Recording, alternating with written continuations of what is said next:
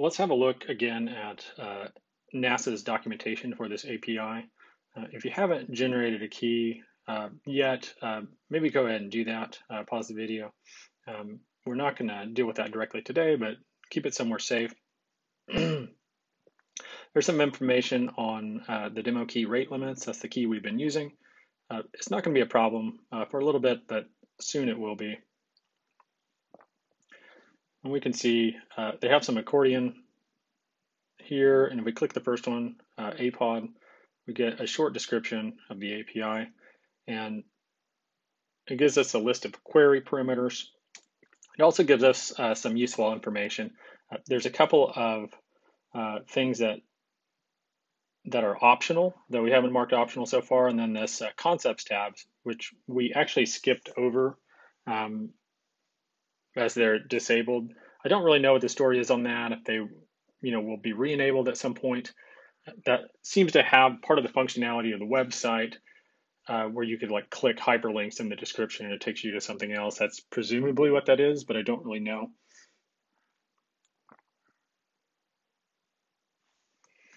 So the main thing that I want to look at today is that the copyright is optional, which if we run our app today, it just kind of depends on what date we have, whether or not it's going to become a problem. So I went and kind of looked around and tried to find some responses that did not have a copyright. So if you change the date on our URL to 2021-11-07, and then we'll run the app.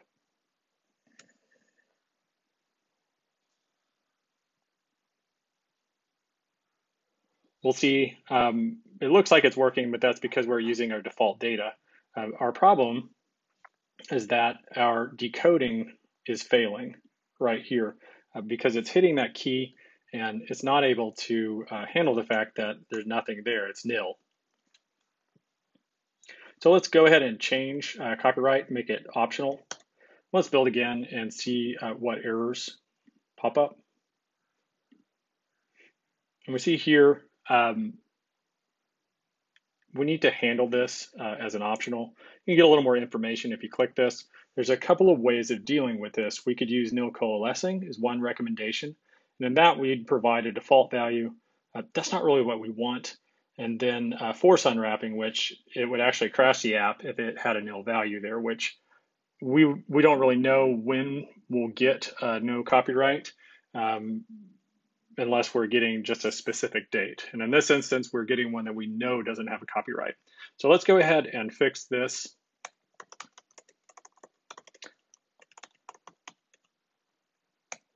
We're just going to put a check here. And we'll get rid of this pod right here. And we'll run our app. And we can see that we have this new image. It has no copyright field. This it highlights a couple of issues with the design of the app so far. One is long-term, we don't really want to be getting that data on task or on a peer for this view. Long-term, we want to have a list of pods, probably sorted by date. Perhaps we'll sort them other ways later on as well. And we want to just inject strings and then an image directly. So for now, we'll keep it with this check here, but it's you can see our view could potentially get more and more complicated as we're having to do checks like this, and we want to avoid that.